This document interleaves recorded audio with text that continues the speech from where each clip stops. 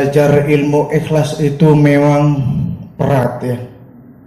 Belajar ilmu ikhlas itu memang penuh resiko, tidak mudah. Kita terkadang sering sekali ketika ibadah tercampur dengan niat-niat yang lain. Kita terkadang sholat ketumpangan niat-niat yang lain. Kita beramal terkadang tertumpangi oleh motif-motif yang lain.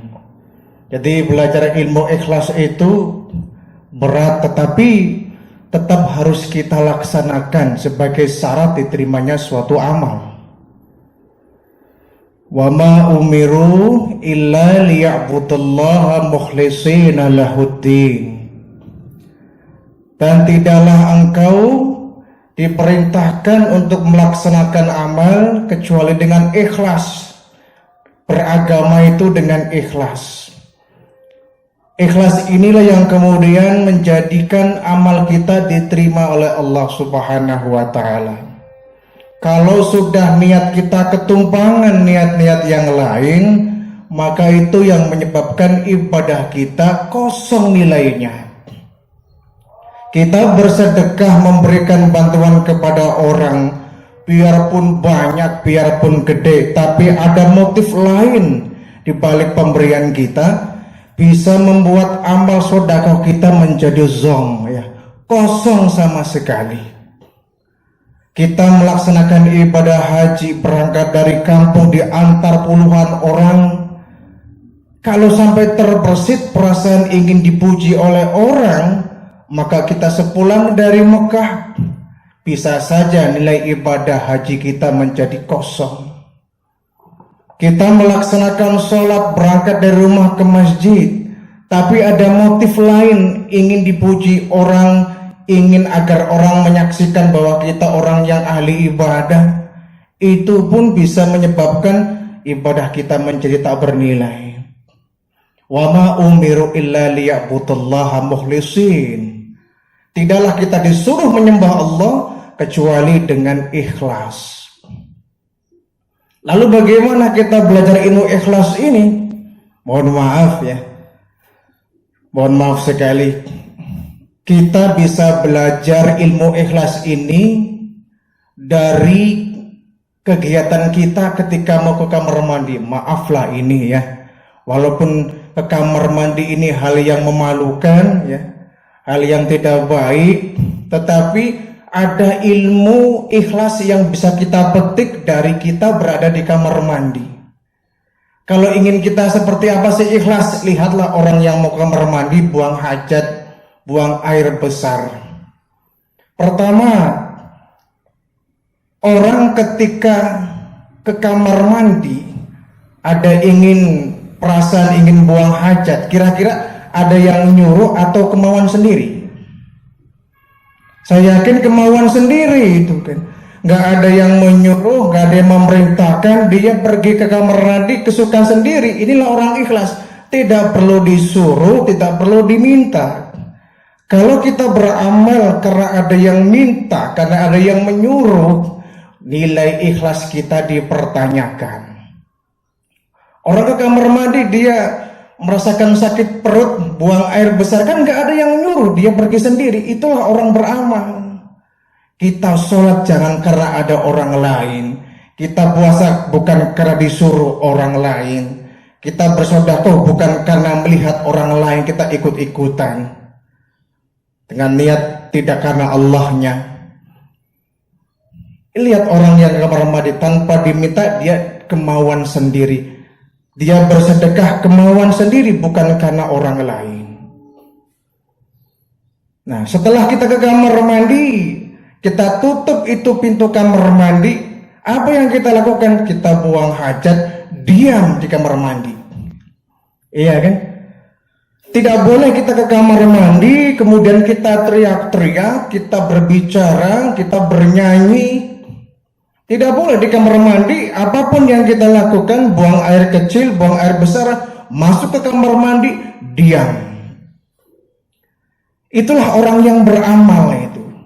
Kita bersedekah, diam, tanpa perlu orang lain tahu. Bahkan kata Nabi, tangan kiri pun tidak tahu apa yang diberikan oleh tangan kanan. Ini ilmu ikhlas ini. Sebab khawatir ketika kita bersedekah dilihat orang, itu nanti besar kecilnya sedekah kita mempengaruhi niat kita.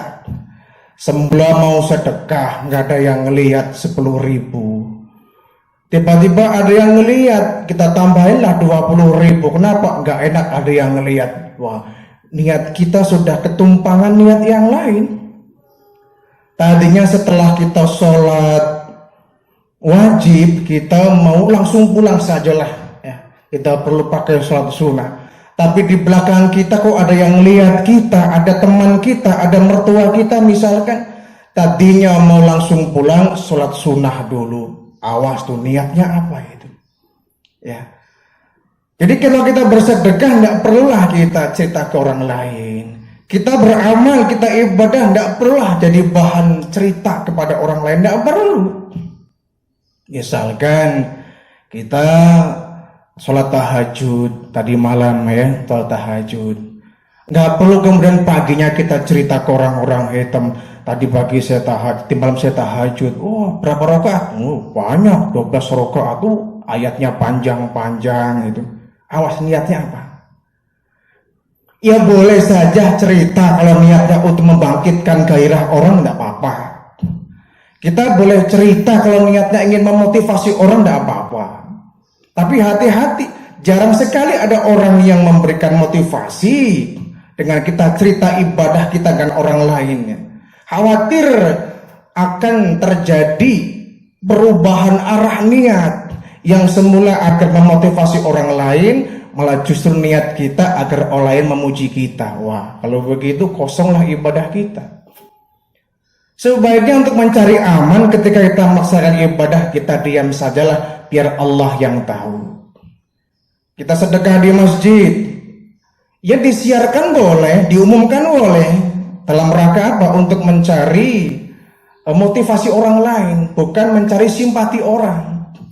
Nih saya yang miskin, sedekah untuk masjid 1 juta. Saudara-saudara yang kaya berapa? Nih saya yang miskin saja 1 juta. Kalau niatnya untuk menarik motivasi orang itu boleh. Tapi kalau niatnya agar kita dipuji orang, nah itu kita sudah mengkosongkan pahala sedekah kita. Orang ke kamar mandi itu diam. Ya. Diam, makruh kita di kamar mandi bicara, teriak-teriak, apalagi kita bernyanyi, itu tidak boleh di kamar mandi, harus diam. Diam ya. Kalau kita sampai bernyanyi, bahkan menghafal Al-Quran pun nggak boleh di kamar mandi. Betul kan? Di kamar mandi kita nggak boleh mengucapkan kalimat thayyibah, istighfar di kamar mandi itu nggak boleh. Baca tasbih subhanallah subhanallah di kamar mandi itu nggak boleh. Tapi kan bagus Pak, kita bertasbih kepada Allah. Iya, tempatnya tidak cocok. Zikir kan boleh Pak, bagus. Lihat dulu tempatnya seperti apa. Kalau kamar mandi tempat kotor, tempat jorok, di situ jangan sampai kita bawa-bawa kalimat suci di kamar mandi. Jangankan kita bertasbih, berzikir, baca Quran, kita ngobrol saja, berbicara di kamar mandi, walaupun sendirian, tidak boleh. Jadi masuk kamar mandi, kita harus diam. Ya, kita jadi buang air besar atau tidak usah cerita. Kita jadi kencing atau tidak usah cerita ke orang-orang. Tadi saya kamar mandi, iya. Tadinya mau kencing, terus nggak jadi. Kenapa? Jadi nggak pengen. Tadinya saya mulus, ini pengen buang air besar, terus nggak jadi. Kenapa? Masuk kamar mandi, tiba-tiba hilang mulusnya. Nggak perlu cerita ke orang-orang. Jadi buang air besar atau tidak, buang hajat atau tidak, jadi atau tidak, masuk kamar mandi, nggak perlu cerita ke orang lain. Pun demikian kita beramal. Ketika kita beramal ibadah, tidak perlu kita cerita ke orang-orang, terutama ibadah-ibadah yang sifatnya pribadi ya. Sifatnya pribadi yang tidak banyak orang tahu, misalkan puasa, ini kan pribadi. Ya. Kita berpuasa, sembunyikan puasa kita, nggak perlu cerita ke orang-orang. atau dibikin-bikin, dilemes-lemesin. Misalkan puasa Senin Kemis, yang lain mah nggak puasa, kita menghindar, kayak seakan-akan menunjukkan bahwa kita sedang puasa. Ya, tak perlulah kalau kita berpuasa sudah sembunyikan puasa kita. Ya, sembunyikan puasa kita, biar Allah yang tahu, nggak perlu cerita. Kalian tahu nggak kenapa? Hari ini kan hari Senin, lu puasa dong. Kamu puasa? Ya iya saya puasa hari Senin. Datang hari Kamis, ya. Teman-teman tahu hari ini hari apa? Hari Kamis. Lalu tahu nggak? Saya puasa loh. Ngapain cerita ke orang-orang puasa atau tidak? Orang lain juga nggak nanya. Sembunyikan ibadah kita, diam itu. Kita masukin uang ke kelopak masjid 1 juta kelotak. Tidak perlu orang lain tahu. Kalau Jumat itu kan kelopak keliling setiap orang ya, dap. Sebaiknya tangan kiri kita ini menutupi uang yang kita masukkan ke kotak amal itu. Jangan malah dicemplungin jauh-jauh, cemplung ditenteng di depan orang itu 100.000 misalkan. Waduh, eman itu sodakoh 100.000 nggak ada nilainya kalau ingin dilihat oleh orang lain. Jadi jangan ceritakan amal kita, kecuali ibadah-ibadah yang sifatnya kebersamaan, sholat berjamaah, ya kita nggak perlu cerita, wong kita nggak cerita pun orang lain tahu, kan begitu. Kita pergi haji, wong kita nggak cerita juga orang lain tahu, ya. Nah perlu biarkan semua itu menjadi rahasia kita dengan Allah. Ini ilmu ikhlas yang kedua. Setelah kita di kamar mandi buang hajat, kan? Kemudian ketika kita keluar, kira-kira mohon maaf nih, kotoran yang kita buang diingat-ingat tidak? Nggak perlu kan? Sudah kita mau buang kotoran itu sedikit banyak, sudah buang, ikhlaskan itu. Ya, tidak perlu diingat-ingat. Apalagi dikasih kartu nama, kan nggak perlu. Masa ada orang buang air besar, kotorannya dikasih kartu nama, ini dari Bapak Bang, ini dari Bapak Jono, ini dari Bapak Didi. Ngapain kasih kartu nama? Buat apa? Ya. Pun demikian kita bersedekah kepada orang lain, sudahlah lupakan yang kita lakukan. Jangan kita bersedekah diingat-ingat seumur hidup. Ya. Apalagi cerita ke orang-orang, sudah anggap yang kita keluarkan itu kotoran. Sudah dibuang, sudah lupakan. Jangan pernah diingat-ingat. Kenapa? Semakin kita diingat-ingat akan semakin mengecilkan, menghapus pahala amal kita. Ya. Kita memberikan sumbangan kepada masjid, sudah. Saya nyumbang bata, ya, saya nyumbang pasir, nyumbang batu, nyumbang semen. Setelah masjidnya jadi, lupakan. Jangan diingat-ingat, ini dulu masjid ini bisa berdiri kokoh begini, kenapa? Saya termasuk donaturnya loh. Saya nyumbang pasir, saya nyumbang besi, saya nyumbang batu, saya nyumbang semen. Yang nanya siapa? Kan begitu. Lupakan saja. Jangan diingat-ingat, apalagi diungkit-ungkit. Nah ini. Apalagi sampai diungkit-ungkit. Apalagi pemberiannya ke pribadi orang. Kemudian diungkit. Kamu jangan begitu sama saya. Kamu ingat enggak? Dulu saya sering ngasih ke kamu loh ya. Kamu jangan begitu. Aku kan sering ngasih ke kamu. Aku sering ngasih uang ke kamu. Diungkit-ungkit buat apa? Semakin diungkit, apalagi orang yang kita beri sodako merasa kecewa dan sakit hati dengan ungkitan itu, akan semakin hilang pahala kita. Ini ilmu ikhlas ya. Lupakan. Seperti kita buang air besar, buang air kecil, ketika diguyur pakai air, lupakan, jangan eman-eman. Ya, walaupun tadi malam kita habis pesta pora misalkan ya, habis pesta makannya enak ya. Nasinya pulen, opor, ayam, rendang, kikil, buahnya ada apel, anggur, pir dan sebagainya. Tapi kalau sudah masuk ke perut, besoknya jadi kotoran, dibuang mesti ikhlas. Kan begitu. Jangan disimpan, aduh eman nih kalau dibuang saya. Kenapa? Nanti malam tuh habis makan enak. Oh, udah jadi kotoran ya buang, jangan eman-eman. Kita beramal pun begitu, jangan hitung-hitungan. Aduh, saya baru puasa Ramadan misalkan ya. Saya harus puasa 6 hari di bulan Syawal ini. Bagaimana ini? Masih pengen istirahatnya. Namanya kita hitung-hitungan dengan Allah. Allah saja nggak hitung-hitungan dengan kita. Kita bersedekah ya. Kelopak masjid lewat ketika Jumatan. Kita ngerogoh kantong baju. Ada uang satu-satunya nih.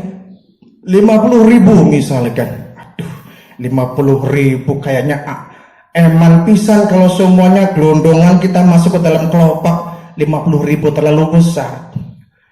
Hitung-hitungan dengan Allah namanya itu. Allah saja memberikan nikmat kepada kita nggak pakai hitung-hitungan. Kenapa kita ibadah kok pakai hitung-hitungan? Tahajud misalkan ya.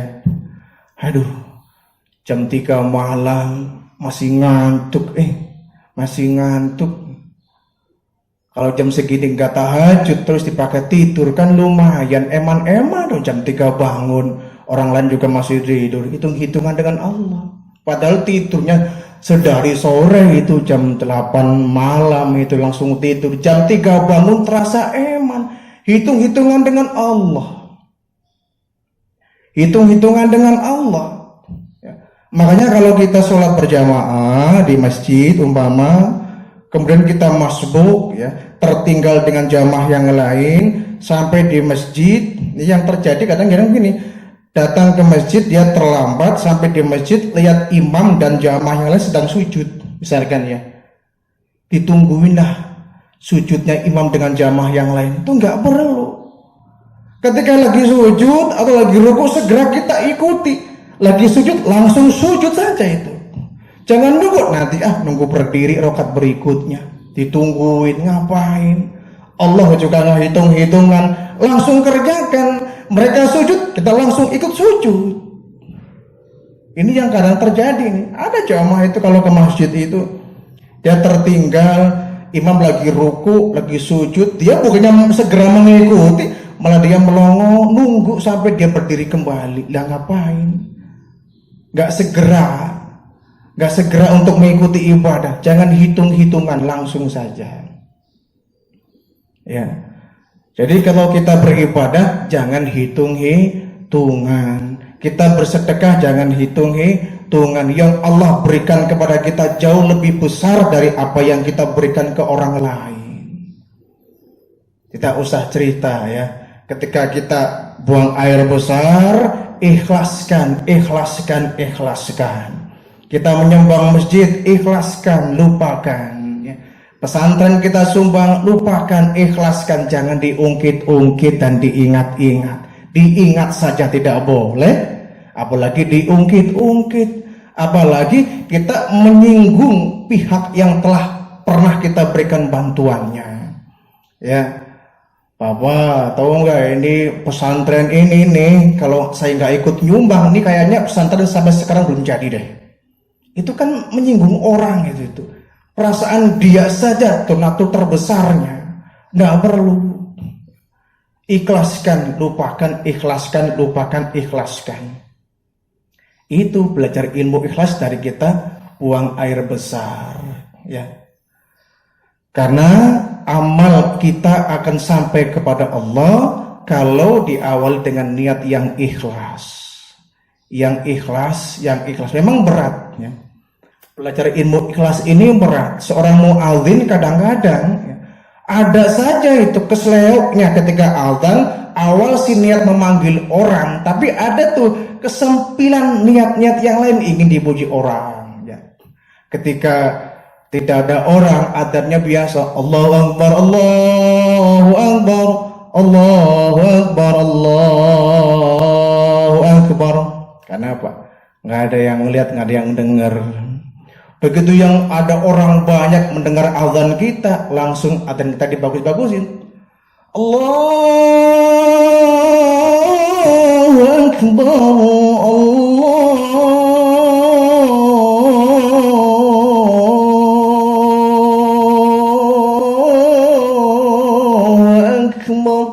Awas, muadzin ini hati-hati, ya.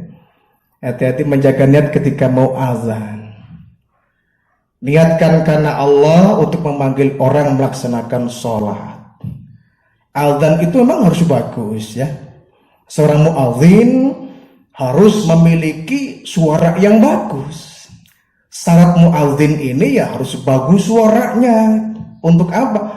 Memberikan motivasi orang supaya semangat datang ke masjid. Cari muadzin yang bagus, ya. Jangan masjidnya bagus, megah, indah, ya. Lantainya gemerlapan, muazzinnya nggak enak didengar. Allahu Akbar, Allahu Akbar. Sayang itu. Cari, ya. Ya mohon maaf seperti SPG lah, ya.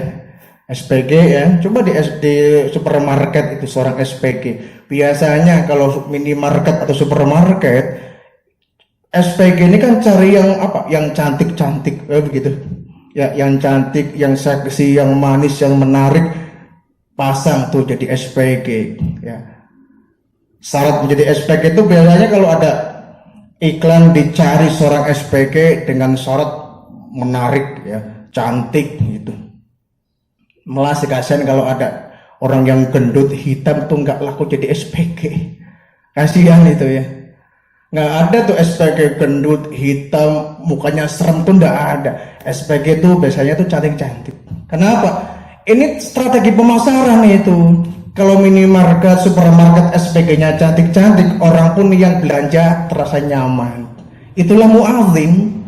Kalau masjidnya bagus, muadzinnya enak, orang pun akan termotivasi untuk datang ke masjid. Tapi tadi ingat, ya, menjaga ilmu ikhlas ini agak susah. Seorang muadzin yang selalu bersentuhan dengan suaranya didengar orang, ya sama mubalik juga sama, ya. Seorang mubalik pendakwah ini luruskan niat. Kalau niatnya sudah ketempelan niat-niat yang lain, ya, entah itu niatnya ingin dipuji orang, entah niatnya ingin mencari sensasi, entah karena dia, ya, niat-niat yang lain lah. Niatkan karena Allah mengajak orang. Dai itu kan artinya pengajak, ya. Dakwah itu adalah mengajak. Dai itu pengajak. Niatnya karena Allah Subhanahu wa taala. Bahkan dalam Al-Qur'an, orang yang ikhlas ini orang yang paling susah untuk digoda iblis. Ya. Ketika iblis proklamasi permusuhan dengan manusia, dalam Al-Qur'an diceritakan kan, gara-gara Nabi Adam ini iblis diusir dari sorga, maka sampai saat ini Adam dan seluruh keturunannya musuh bebuyutan iblis. Kita ini musuh bebuyutan iblis. Nah, orang yang paling susah digoda iblis itu orang yang memiliki ilmu ikhlas. Paling susah digoda iblis ini. Nah, bagaimana? Karena dia sudah pasrahkan kepada Allah, cuma satu niat yang mencari ridha Allah. Susah digoda oleh iblis. Tapi kalau niat ikhlas ini masih 50-50 dari niat-niat yang lain, masih ada kemungkinan kita dimasuki oleh rayuan iblis. Ya. Paling susah iblis kalau menggoda orang yang ikhlas. Dia tahajud tengah malam, ya. Kata iblis, ngapain kamu tahajud? Ngapain masih malam tuh, baru jam 2, baru jam 3. Tuh temanmu masih tidur. Emang masih lama subuhnya, tidur lagi aja itu. Tapi kalau orang yang ikhlas, enggak apa-apa. Teman yang lain masih tidur, enggak apa-apa. Saya pengen tahajud kepada Allah karena Allah kan niat saya. Usah. Iblis tuh kehabisan kata-kata. Ya, orang bersedekah, ya. Kata iblis, ngapain kamu punya uang sedekah? Mending uang itu kamu habiskan untuk keperluan hidupmu, tuh, untuk membeli keperluan anakmu, keperluan istrimu, untuk memperbaiki rumah, memperbagus rumah. Ngapain mau gajimu segitu-gitunya buat sedekah? Buat apa? Udah kumpulkan untuk keperluan keluargamu. Tidak, aku itu mencari ridha Allah kok, bukan untuk mencari yang lain kok. Saya ikhlas karena Allah. Iblis kewalahan kalau kita sudah memiliki ilmu ikhlas. Ya, wa ma umiru illa liya'budullah mukhlisin. Ya. Dalam kita melaksanakan ibadah kepada Allah, dasarnya harus ikhlas. Harus ikhlas. Kalau sudah dibalut dengan niat ikhlas karena Allah, betapapun pahitnya kita menghadapi ibadah itu akan terasa nikmat. Ya, contohnya puasa Ramadan lah ya. Puasa Ramadan kan orang bayangkan dari mulai subuh sampai maghrib dia nggak boleh minum, nggak boleh makan, nggak boleh berhubungan badan dengan istri, ya, boleh melakukan hal-hal yang membatalkan puasa. Orang jarang yang tahan itu. Ya. Tapi kalau orang yang ikhlas, dia rela menahan haus, lapar, ya. Niatnya karena Allah, setan nggak berdaya. Setan nggak berdaya, ikhlas karena Allah. Disinilah pintu tertutup rapat, iblis nggak akan masuk lewat pintu ikhlas kita. Ya, jangan pernah kita beribadah niatkan karena orang lain. Ya, ciri orang yang ikhlas itu dipuji tidak dipuji tidak berpengaruh ibadahnya. Itu orang ikhlas. Ada yang muji atau tidak ada yang muji, tetap tidak berpengaruh kepada ibadahnya. Itu orang ikhlas. Kita sholat ya, dipuji orang atau nggak dipuji orang, kita tetap khusyuk sholatnya, itu bagus. Itu namanya orang ikhlas. Kita nyumbang masjid itu, ada disiarkan atau tidak, diumumkan atau tidak, kita tetap nyumbang segitu. Berkurban misalkan Idul Adha ya, karena kita ingin dilihat orang banyak, ya, seluruh kampung orang melihat, belilah kita kambing yang paling bagus, tanduknya paling panjang. Bagus mah bagus ya. Itu kurban memang harus cari hewan yang terbagus. Baik sapi maupun kambing yang mau kita kurbankan, cari yang terbagus. Tapi awas, niatnya jangan karena ingin dipuji orang. Ngelihat tanya kita bahwa kambing mau dikorbankan dibawa ke masjid, gede banget. Saya kalau beli kecil kurus begini, wah malu ini, gengsi, beli yang besar, saya harus lebih besar hewan kurbannya. Ayo, niatnya apa tuh? Niatnya apa? Ingin menyayangi, ingin dipuji orang atau bagaimana? Di ilmu ikhlas ini perlu kita berdayakan dalam melaksanakan ibadah.